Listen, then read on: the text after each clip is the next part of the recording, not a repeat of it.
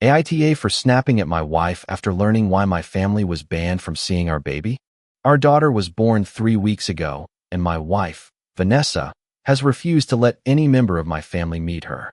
Not my parents, who live 20 minutes away, not my sister, who flew in from across the country, not even my 92-year-old grandmother, who might not have many chances left. Vanessa's family, however, has been visiting every single day. Her mother practically lives in our nursery. Her father has taken 500 pictures. Her siblings come and go as if they own the place. But when my mother calls to ask when she can meet her first grandchild, Vanessa starts crying about boundaries, safety, and needing space. The excuses constantly changed. First, it was about germs and the baby's immune system, but her family members were coming straight from their jobs at a daycare, a hospital, and a gym.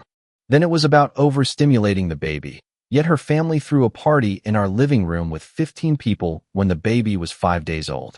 Then it was about establishing routines, but her mother rearranges our entire schedule every time she visits. My mother offered to wear a mask, wash her hands, stand outside, and look through the window.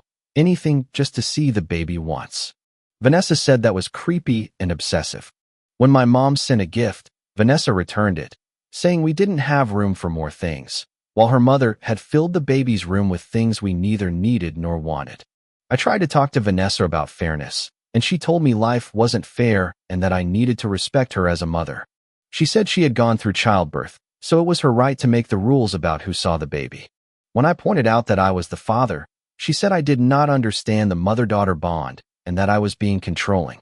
Her mother backed her up, saying new mothers needed support, not arguments, and looked at me as if I were an abuser for wanting my family to meet my daughter. My sister had planned her entire visit around meeting the baby. She had taken time off work. She had bought a plane ticket and booked a hotel so she would not be a bother. Vanessa had known about this for months. When my sister arrived, Vanessa suddenly developed anxiety about visitors and said she could not handle anyone outside her immediate support circle, which apparently only included her blood relatives. My sister spent 4 days in her hotel room waiting for permission to see her niece before flying home heartbroken. Vanessa posted on social media about how hard motherhood was, while her friends commented that she was having a wonderful time. My father-in-law posted pictures holding the baby with captions about being the proudest grandfather in the world. When my dad commented asking when he could see her, Vanessa deleted his comment and blocked him. She told me he was being aggressive and crossing boundaries on her posts. The breaking point came when my grandmother called from the hospital. She had fallen and was being admitted for surgery. She asked to see a picture of the baby before her operation, just in case. Vanessa overheard me on the phone and started screaming that I was emotionally manipulating her by using my grandmother's health. She grabbed the phone from me, told my grandmother she was toxic for guilt-tripping a new mother, and hung up. My grandmother was so confused she thought she had done something terrible. That was when Erica, Vanessa's sister, pulled me aside. She had been watching everything and could not stay silent any longer. She told me the real reason Vanessa was keeping my family away. Before we were married, Vanessa had been engaged to someone else named Caleb. His mother had been heavily involved in the wedding planning and disliked her intensely. When they broke up, Vanessa swore she would never let another mother-in-law get close to her future children. She had been planning this since she got pregnant, telling her family she was going to establish her dominance from the start and make sure my mother knew her place, which was nowhere near the baby. Erica said Vanessa had a whole strategy to make my family beg and grovel, and then continue to refuse in order to demoralize them.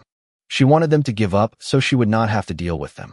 Erica showed me text messages where Vanessa bragged about making my sister waste money on a trip for nothing, saying it would teach her not to assume she was entitled to the baby.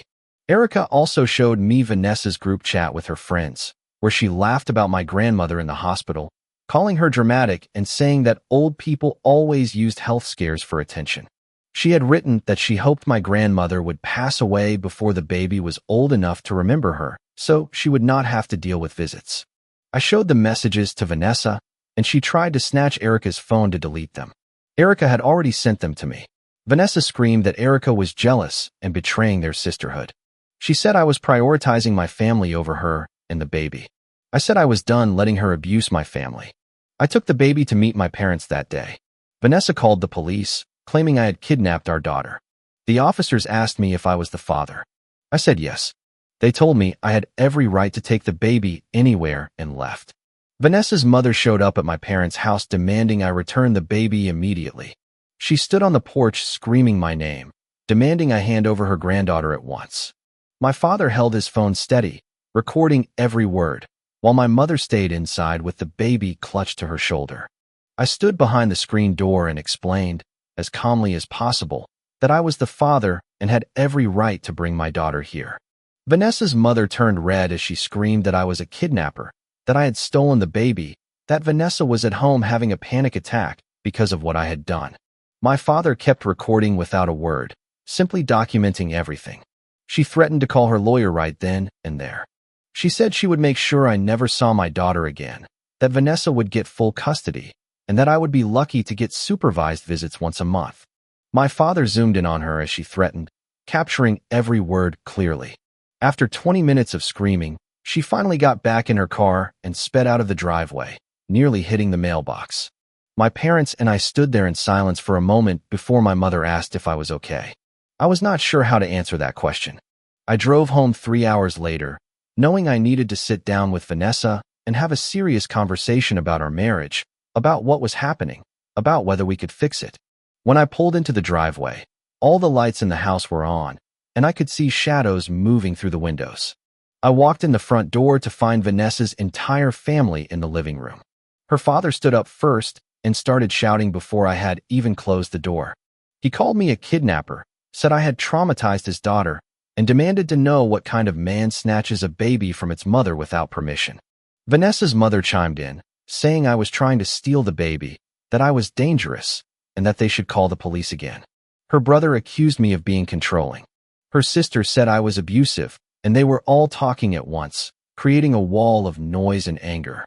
Vanessa sat in the middle of the couch, holding our daughter with tears in her eyes, looking at me like I was a stranger who had broken into her home. I tried to speak, but her father cut me off, stepping closer and jabbing his finger at my chest. Her mother took out her phone and started recording me, saying she wanted proof of my aggressive behavior. I stood there with my hands at my sides, perfectly still, not yelling, just letting them attack me, while Vanessa cried and played the victim. It was then I understood what was happening. She had already told them her version of events. She had already painted me as the villain. She had already become the innocent mother protecting her baby from her unstable husband. Nothing I said would matter because she had already gotten to them. I asked if we could talk in private, and Vanessa shook her head, saying that anything I had to say could be said in front of her family.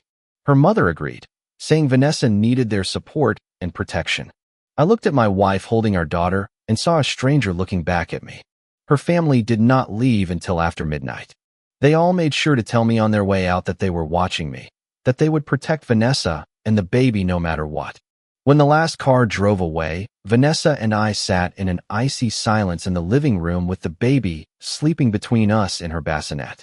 She looked at me and said I had a choice to make. I could apologize to her entire family for what I had done, admit I was wrong for taking the baby without her permission, and promise to never let my family near our daughter without her explicit approval. Or I could refuse, and she would make sure I regretted it for the rest of my life. I told her I was not apologizing for letting my parents meet their granddaughter.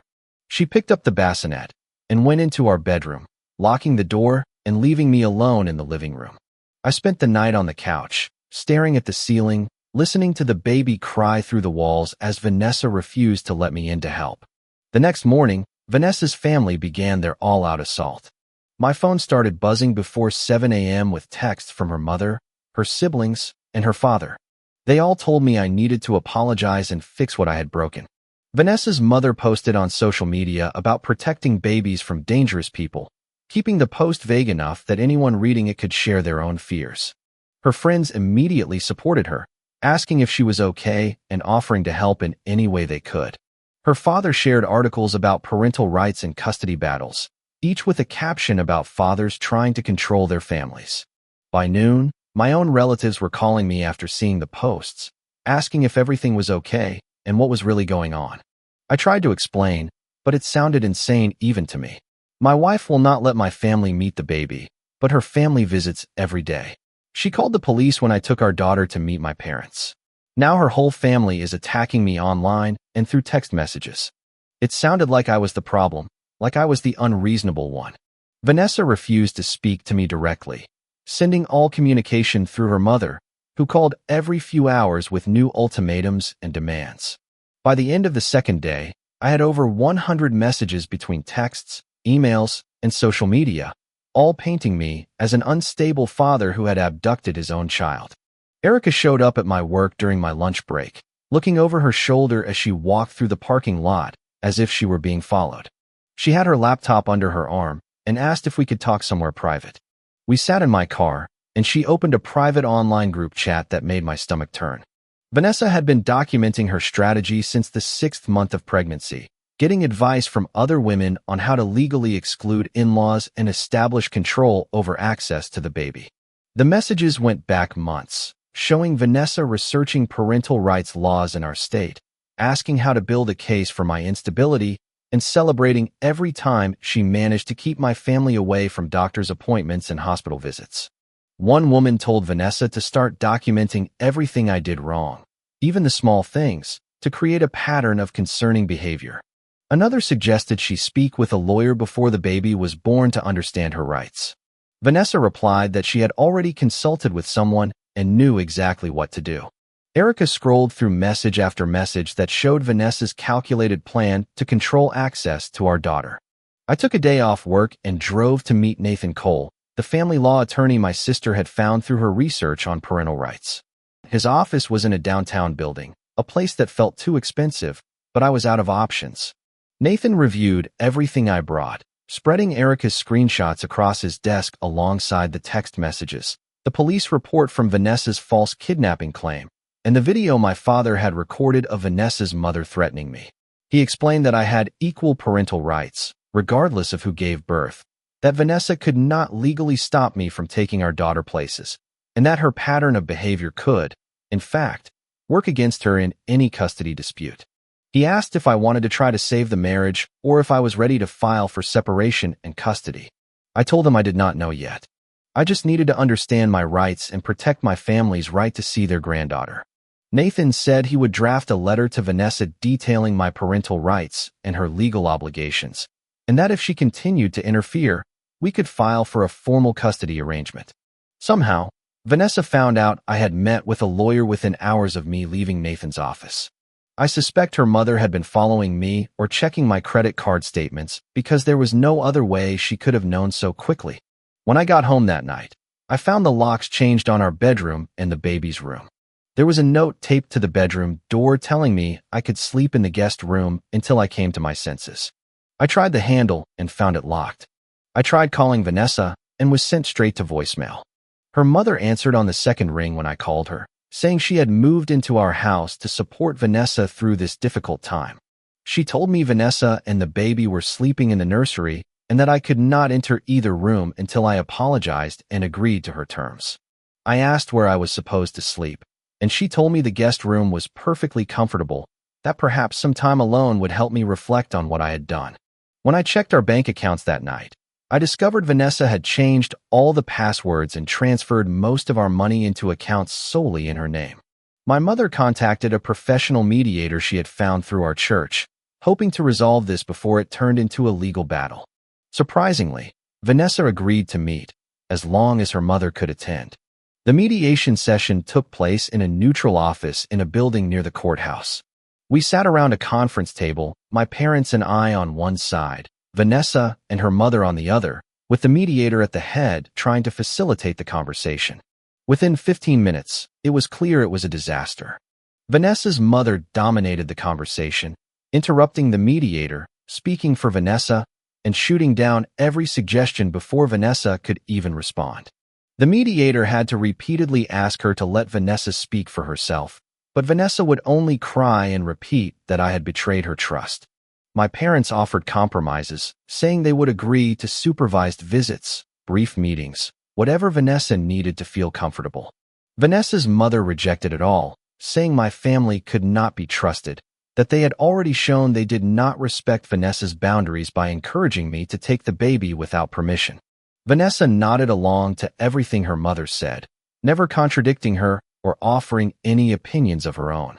The mediator finally suggested we take a break, and when we returned, Vanessa and her mother announced they were leaving because it was clearly a waste of time. 2 days after the failed mediation, someone walked into my office with a manila envelope addressed to me. I was served with legal papers right there in front of my coworkers. Vanessa had filed for an emergency custody order, claiming I had kidnapped our daughter, exhibited unstable and threatening behavior, and that she feared for the baby's safety in my care. The petition included statements from her mother and 2 friends describing me as controlling and aggressive, painting a false picture of me, but one that sounded terrible on paper. I sent the documents to Nathan immediately, and he called me within minutes, his voice tight and urgent. He told me we needed to respond quickly, that the emergency hearing was scheduled in just 5 days, and we needed to gather all our evidence and prepare for court. The emergency custody hearing was held in a small courtroom with fluorescent lights and uncomfortable chairs. Vanessa's lawyer presented her as a frightened new mother protecting her baby from an unstable father, using her statements and her mother's testimony to build a narrative of me as dangerous and unpredictable. Then, Nathan stood up and presented the text messages Erica had provided, showing Vanessa's premeditated plan to exclude my family. The judge put on her reading glasses and went over Vanessa's own words about how to break their spirits and force them to beg and grovel. She looked at Vanessa with clear disapproval and asked her lawyer if he was aware that his client had documented her intentions to manipulate custody access. Vanessa's face went pale as the judge continued to read from the messages. The judge read aloud the message where Vanessa laughed about my hospitalized grandmother, calling her dramatic and saying old people always used health scares for attention. Then she read the part where Vanessa wrote she hoped my grandmother would pass away before the baby was old enough to remember her, so she would not have to deal with the visits. The room fell silent. Vanessa's lawyer tried to interrupt the judge, saying the messages were private conversations not intended for legal proceedings, but the judge held up her hand and kept reading. She went through message after message where Vanessa described her plans to break my family's spirit, to force them to beg, to establish her dominance from day one. When she finished reading, she took off her glasses and looked directly at Vanessa with an expression that silenced even her mother. The judge flatly denied the emergency custody request, stating there was no evidence that I posed a danger to our daughter. She then ordered a temporary custody arrangement where we would each have the baby for 3 days at a time until a full hearing could be held. Vanessa immediately started crying. Loud sobs echoed in the small courtroom, but the judge was not finished. She ordered us both to attend family therapy twice a week with a therapist of her choosing and warned Vanessa very clearly that her documented statements about deliberately excluding my family could be seen as detrimental. Vanessa's mother stood up and began arguing with the judge, saying new mothers needed protection and support, not punishment, and that the court did not understand how vulnerable Vanessa was after giving birth. The judge told her to sit down or be removed from the courtroom. Vanessa's lawyer pulled her back into her seat as Vanessa continued to cry, and I could see Nathan beside me taking notes on everything that was happening. The judge set the date for the full custody hearing in 6 weeks and told us both that we were to follow the 3-day schedule to the letter, with no exceptions or flexibility, without court approval. We left through different exits, and I sat in my car in the parking lot for 20 minutes, just processing what had happened. 3 days later, I drove to an office building downtown for our first mandatory therapy session with Dr. Wilma Grant. The waiting room had uncomfortable chairs and old magazines, and Vanessa was already there with her mother sitting beside her, holding her hand. Dr. Grant called us into her office, a small room with 2 couches facing each other and a chair where she sat with a notepad. Vanessa's mother tried to follow us in, but Dr. Grant stopped her at the door, saying it was for parents only. The session began with Dr. Grant asking us each to describe what had brought us there, and Vanessa immediately burst into tears, talking about how hard childbirth was, how overwhelmed she felt, how no one understood what new mothers go through. She talked for about 20 minutes about her birth experience, the sleepless nights, how terrifying it was to be responsible for such a tiny human. Dr. Grant listened patiently, nodding occasionally, taking notes. Then she asked Vanessa directly about the text messages describing her plan to exclude my family and Vanessa's demeanor completely changed. She stopped crying and said those messages were taken out of context, that she was just venting to her friends like all new mothers do, that everyone says things they do not mean when they are stressed. Dr. Grant asked what context would make it acceptable to wish for someone's grandmother to die, and Vanessa turned red.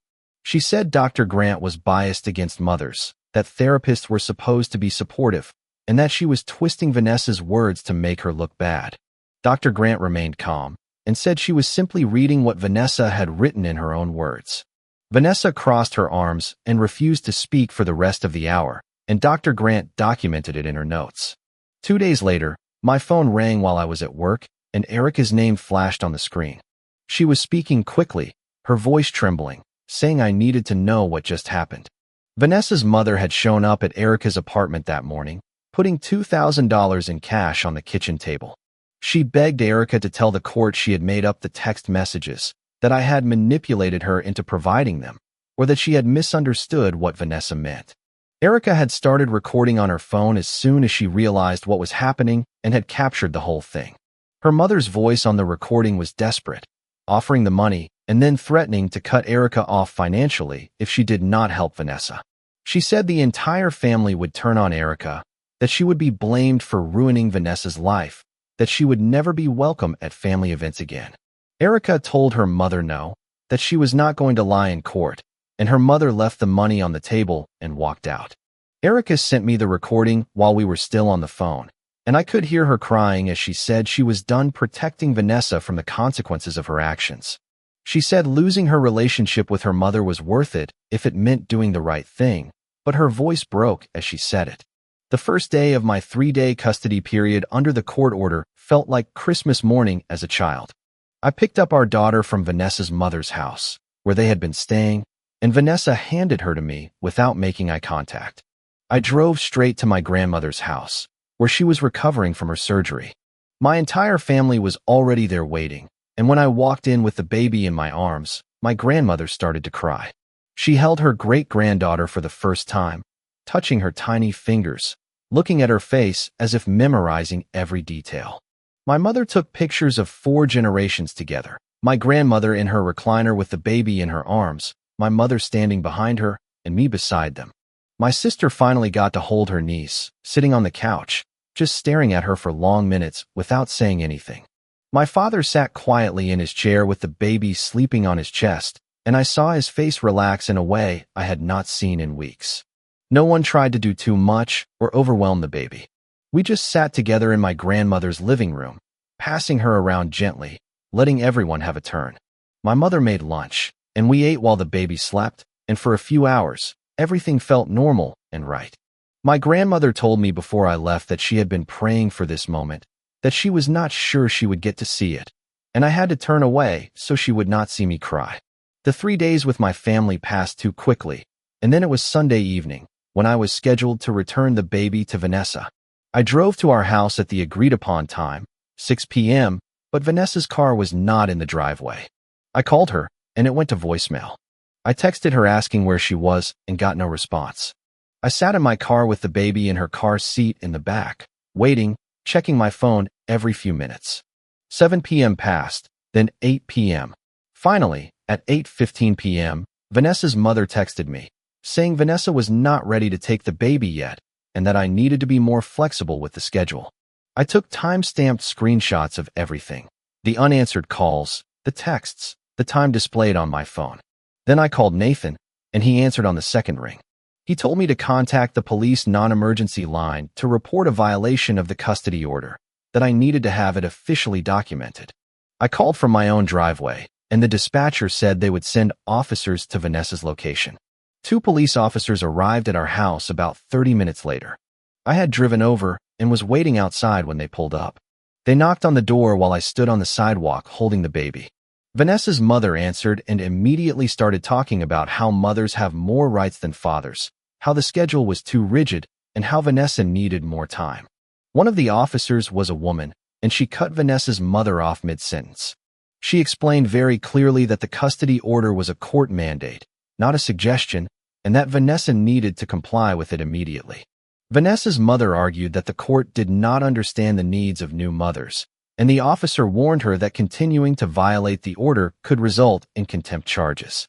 Vanessa finally came to the door, her eyes filled with tears, and the officer asked her if she was refusing to take custody of her child at the court-ordered time.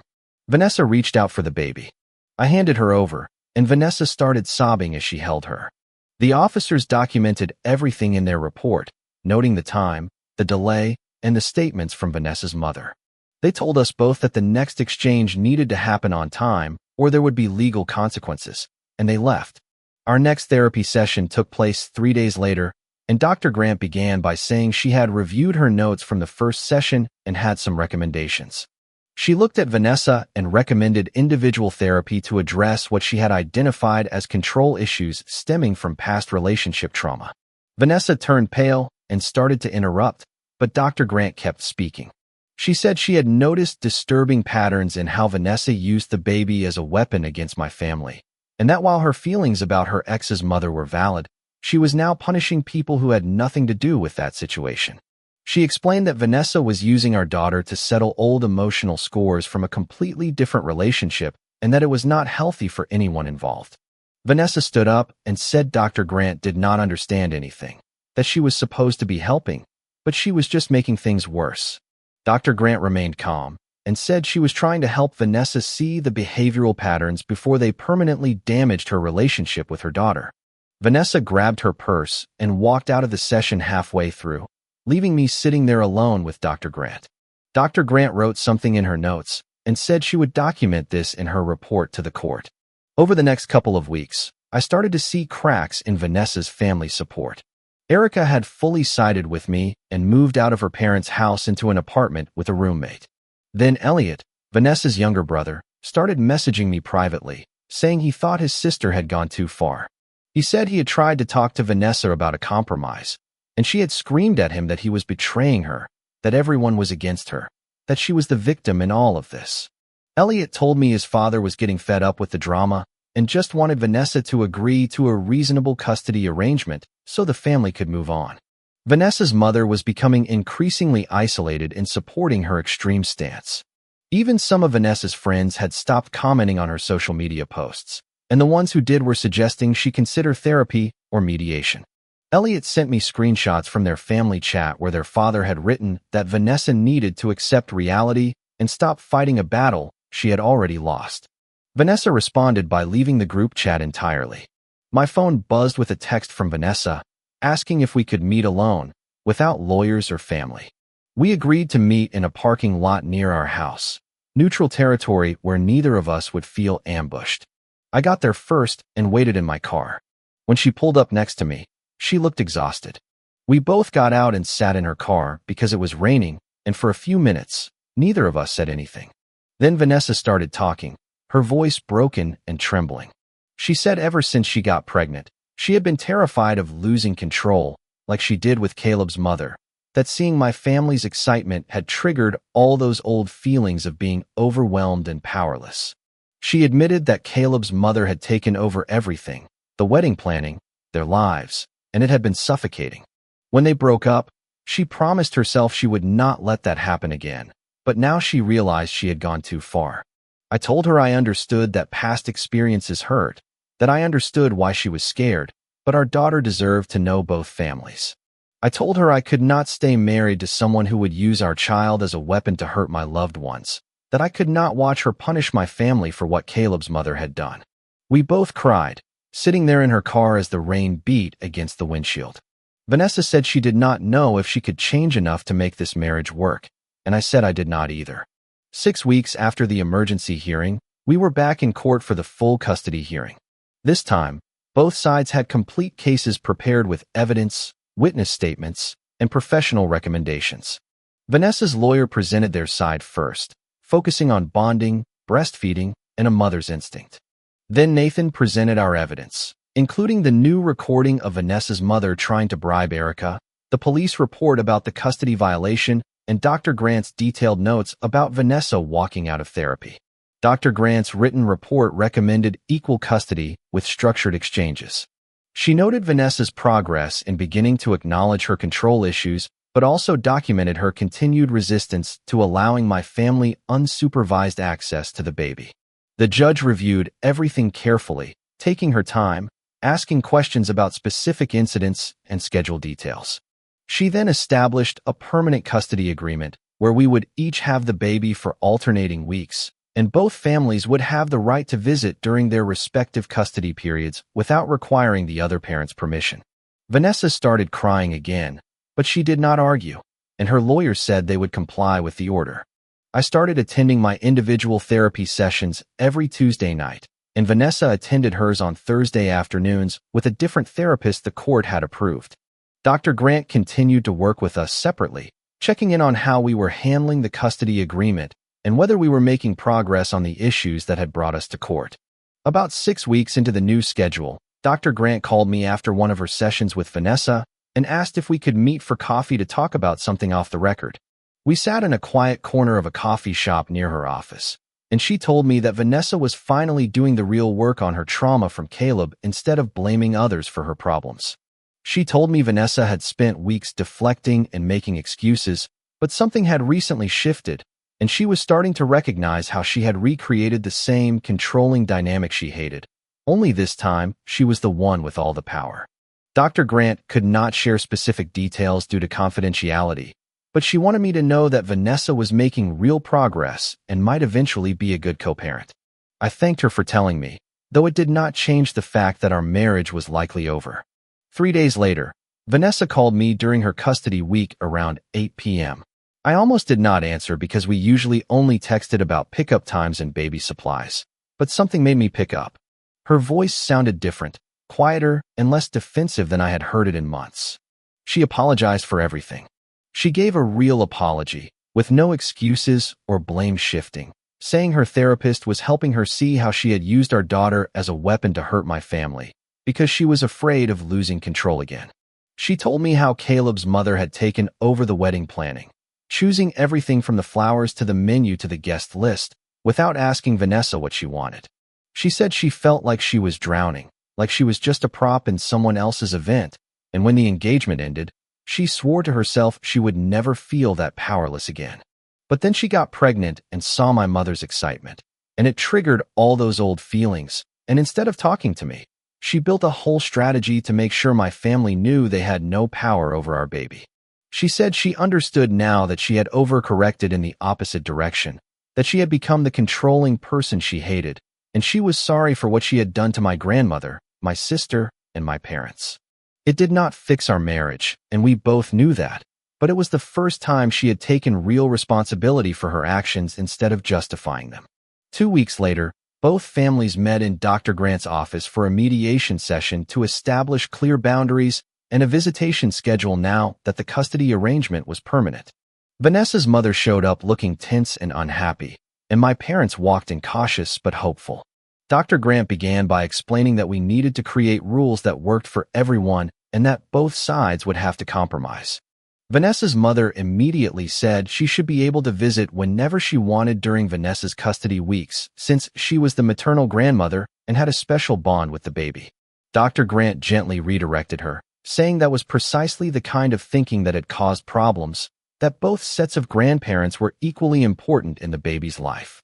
We spent 2 hours working through a schedule where both sets of grandparents could visit during our respective custody weeks, but everyone had to call first and respected if we said it was not a good time. Vanessa's mother struggled the most with accepting the boundaries, arguing that she had been there from day one and should not be treated the same as my parents, who had been shut out. But Vanessa actually backed up the boundaries we were setting, telling her mother she was welcome to visit during Vanessa's weeks, but she had to call ahead and could not just show up anymore. My parents agreed to the same rules without argument, and we created a shared calendar on our phones so everyone knew the schedule and there was no confusion about who would be with the baby. During my custody weeks, my family settled into a comfortable routine. My parents came over for dinner twice a week, usually on Tuesdays and Fridays. My sister started video calling from across the country every Sunday morning to see the baby and catch up.